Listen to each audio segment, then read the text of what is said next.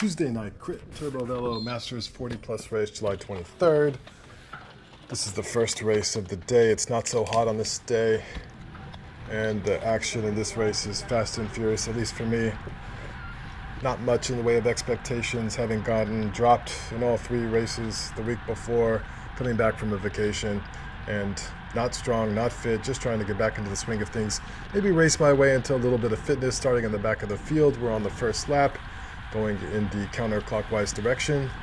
The reason why I mentioned the direction, for those of you that have watched this for a long time, you might say you always go in the counterclockwise direction, but actually the week before we went in the clockwise direction for the first time ever, and that was really interesting. Actually, it's complete, even though it's a flat course, or mostly flat, it's not all the way flat, it's a completely different course in the other direction, which is kind of interesting. See, here we are, we've made the first turn.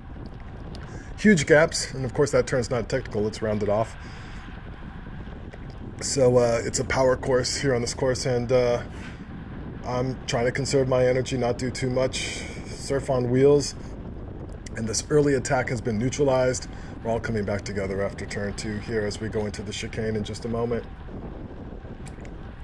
This race is very short, usually about 30 minutes. Of course, you've observed by now that this video is not 30 minutes long, so that means I do not finish the race, but I'm still in the action. That's why I decided to go ahead and put the video up, because it might be worth thinking about what happened in the race and my decision making, the team's decision making, and so forth. I would say things were unexpected, and we'll see that in just a second. By the way, Sam Feinlander has posted up the first few minutes of this race and put this on his YouTube channel. I'll link to it below. This will give you another vantage point with both some shots from the back and shots from the front, showing the action, especially up front in the beginning. And here we see another attack going off even before the end of the first lap, which is 1 mile. The wind is mildish from the south, so a little bit of a tailwind right now. And as we curve over to the left in what I call the two-part turn 4, we're going to see that we have a crosswind, and we see these guys moving up to mark back this attack. So that's Tomer, who was thinking about bridging all the way to the guys in the front, then thought better of it. At some point here, my teammate, Adam, says, "Bring this back." He said, "Arthur, bring this back." So I'm not putting in an attack here, I'm just accelerating. I'm not trying to distance anyone behind me and go solo up here, but rather I'm trying to pull the group up. That's what I was thinking anyway, because that was what was in my head.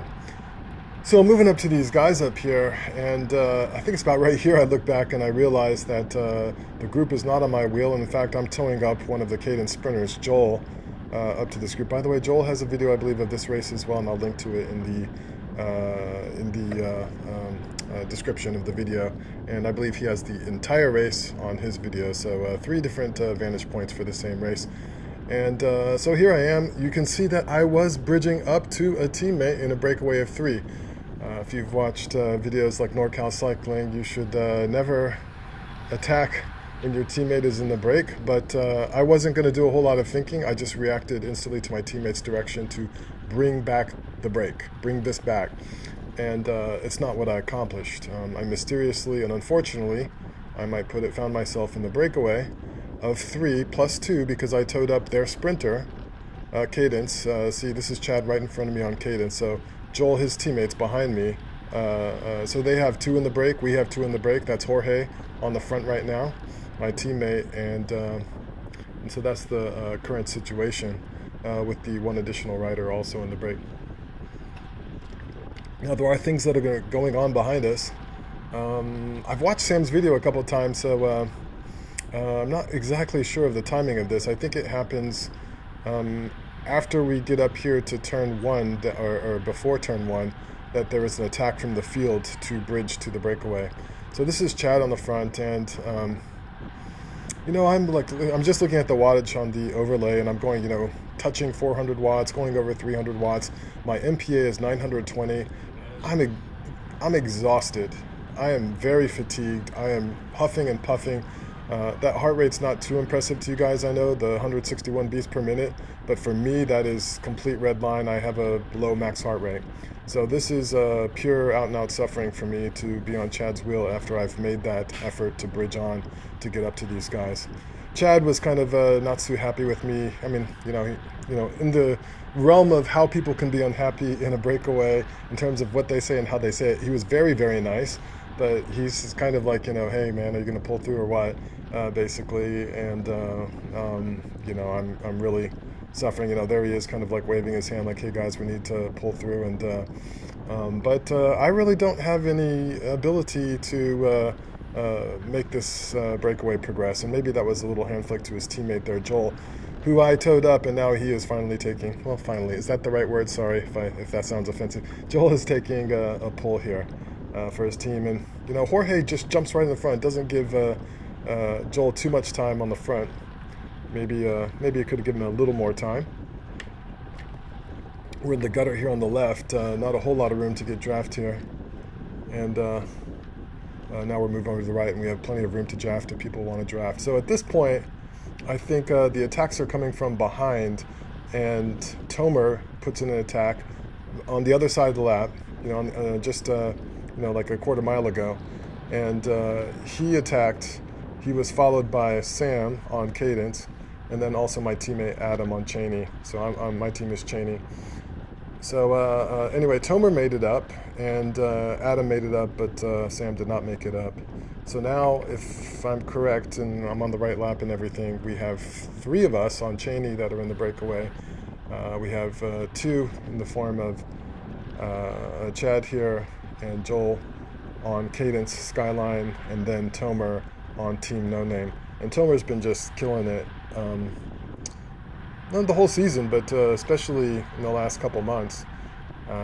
He is really one of the elites now in terms of his threshold power / speed on the bike / ability to get into breakaways. He's at a different level than he used to be, and is at a different level, frankly, than most of us in the race currently. So he's going to be a favorite to watch out for. So here, it's just miracles. Even though I haven't really recovered that much, as per my MPA on the bottom left-hand corner, I am kind of half-heartedly pulling through, where in other words, I'm not disrupting the pace line. I'm just now kind of like just rolling through. And here's Jorge going through. And there's Tomer. I was just talking about him in the pink and blue. He's one to watch out for. Not a sprinter, but not that he can't handle himself in the right kind of sprint. His forte, his strength is getting into breakaways and attacking, and he will want to whittle down this breakaway to less people, especially get rid of anyone who can out-sprint him. If he can, and that comes up later. So there's not a whole lot of strategy that happens from here on out in terms of what's going to happen with me. I'm in the breakaway. I'm working as little as possible. Let's talk about the cardinal rule of getting in a breakaway, especially when you're the only person on your team in the breakaway. Do not get dropped from the breakaway. Even if that means don't take a single pull, just get on the back of wheels, don't help at all, conserve energy as much as possible. It's absolutely important that you don't get dropped from the breakaway. Now, that might change a little bit if you have other teammates in the breakaway, and unfortunately for me, it's not really going to be a choice per se of whether I am dropped from the breakaway. In other words, with some people and their elite fitness that's beyond mine, all this work that I'm putting in here on the break is just taxing me. Existing at this sort of 900, 1,000 MPA maximum power available, that's an exert metric, by the way, the amount of power that I have available at any moment. I know that number doesn't really necessarily mean anything to you, but that number for me means I'm very tired, and I'm way below my sort of max potential in terms of energy in the bank. Again, I'm rolling through, but you can see I'm not really going very hard here, going under 300 watts, just touching 300 watts, which is a little bit more than I did before, but again, I guess I'm sort of participating at this point. I think there is, at least in my mind, some investment in this breakaway. such that with our numbers in this breakaway, we probably want this breakaway to succeed. We haven't seen, there's Adam. I was just going to say, we haven't seen Adam yet. Adam's conserving his energy, smart. And here I am going to the very back. So this is the composition of the breakaway. I talked to my teammate Ryan later this past Saturday. So, you know, this is Sunday, so yesterday. And he had watched Joel's video, and he thought that criticism he had of us guys in the breakaway is that we did too much work in the break. And I said, oh, I didn't. And he goes, he acknowledged that I did not do too much work in the break. But he felt like maybe we had invested a little bit too much effort compared to the other teams in the breakaway.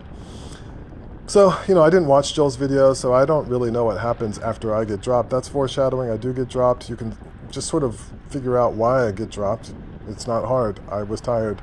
Attacks happened. I had to move, and I didn't move fast enough. I made a mistake, by the way. In the moment that the attack happened, I don't know where my brain was. It wasn't there. It wasn't working. I didn't. Maybe you know, the brain said, this hurts too much, don't do anything, give up, you know, whatever went through my head. I didn't instantly react, and I had to instantly react. Otherwise, it was not going to work out for me, and it did not work out for me. But I was hoping that it would work out for my teammates. I think it might be worthwhile discussing what's... So, again, cutting to the chase here, this breakaway is now successful. Well, it is going to be successful. This breakaway did go to the end, and it's not very common that I get in a breakaway. I mean, extremely, extremely, extremely uncommon, especially when I'm not in shape like this. And so very I would not have predicted anything about this scenario. I would not have tried to get into a breakaway. There's no aspect of me getting into a breakaway that makes any sense to me going into this. So a little bit of a gap there. Again, you know, little action by Joel there. That was a little bit painful for me. You know, maybe I should have hedged my bets there and not closed the gap, let him close the gap. Perhaps a mistake on my part there. Either stay on the wheel or, you know, play chicken with him. Of course, he might have, I think he would have easily sprinted back on, and I probably or might not have been able to. So that could have been a tactic that led to me getting dropped if I played chicken with him in terms of who closes the gap. So, you know, we're sitting pretty here with 3 guys in a break of 6. 3 guys on our team, Cheney. You'd expect that we would do well in the finish, and it turns out that we did not, and I can just explain that right now because, you know, I won't have the footage to talk about it later. Essentially, this guy in front of us, Tomer, so I get dropped, and that's coming up in the not-too-distant future here, towards the end of the video. Tomer doesn't attack. I didn't react instantly, even though I was on his wheel. He gets some separation, I say something. Our guys chase, and I sit up just because I'm exhausted. Tomer done with his pull. So that left 5 in the break, so 2 guys on my team, 2 guys on Cadence, and Tomer. And then it becomes, you know, sort of a 2 teams, so there's 3 teams represented. And Tomer, arguably, possibly being the strongest sort of FTP threshold breakaway guy, he's going to want to whittle that down further, and that's what he did. He put in a series of attacks. His first attack is what ended up dropping me. And then later he just put in this perfect attack where he dropped the other 2 teams, including my team. Where it's not exactly clear if he was just that much stronger and they couldn't react, or whether there was a little bit of a game of chicken as well, where one team wants the other team to close the gap and they're not working together, and you know, they just maintained the gap for a time, but they were not able to close the gap, and Tomer rode away to a solo victory. Now, in the interim, Chad put in a couple of attacks, and his second attack was successful in terms of splitting off from the 3 behind, including his own teammate and my 2 teammates. So it was Tomer up the road, then Chad from Cadence, then the 3 left in the breakaway, Chad, my 2 teammates, Adam and Jorge. My 2 teammates were not able to bring back Chad, and then the 3 guys rolled into the sprint for 3rd place, and Jorge had done work and wasn't involved in the sprint, so it was Adam heads up against Joel. And Joel, if Joel's known for one thing, he's known for being a sprinter, and Joel just clipped Adam at the line. So A little bit disappointing that we went into this race and ended up with 3 in a breakaway of 6 and got 4th and 5th out of that, with me getting dropped and not getting a place at all. So not a great situation. So you can see my MPA, this is kind of, I thought about not putting an overlay, but I was curious myself to look at what the overlay would show. My MPA is at 1146 or so, again indicating a very significant amount of fatigue. So just me like doing nothing in the break, really just hanging on with my level of fitness, I am hurting and suffering with this, and my heartbeat just hovering around 160. This is pure suffering for me. This is really difficult. I'm not just sitting in and having fun here. This hurts. Okay, that was the attack. So you notice Tomer left a little gap open, then that allowed him to accelerate, give him a little more space to accelerate past these guys. He didn't do it from the back. He did it kind of from the middle, and me, like an idiot, I didn't react. And here I am putting a little bit of power. I look back in just a second, and I don't, I'm just cooked at this point. I look back. I guess I could have gone into the death zone if I wanted to. Was I really dead, or just mostly dead? I think it doesn't matter at this point. I posted a video yesterday, which is 2 races after this on the same day, the A race. So in the B race, I get right after this. In the B race, didn't even stay on the first lap because I didn't clip in. I couldn't catch up. But in the A race, 2 races later, I actually finished 8th, which was weird and very unexpected. So that's a video I've already put up.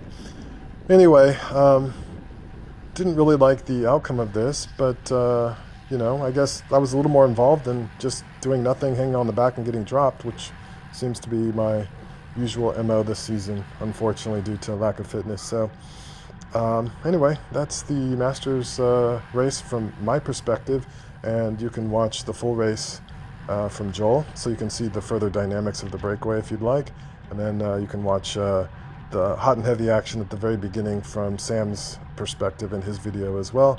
Thanks for dropping by. Hope to see you out at the races. We're having fun racing, and what a unique opportunity we have to crit race here in DFW here in Richardson. Not everyone has that, so let's take advantage of it. I'll see you guys later. Bye.